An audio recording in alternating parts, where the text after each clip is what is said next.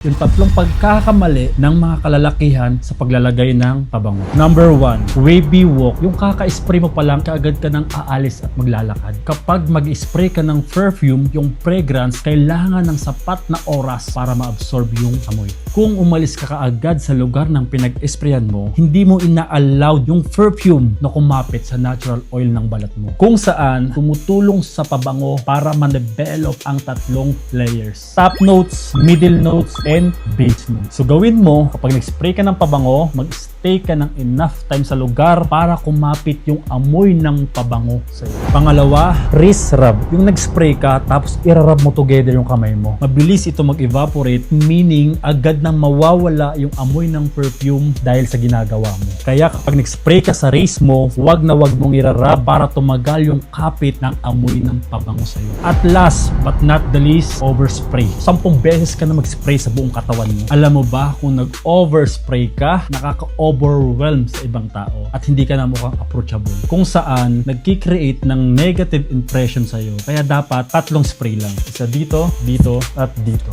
So ngayon,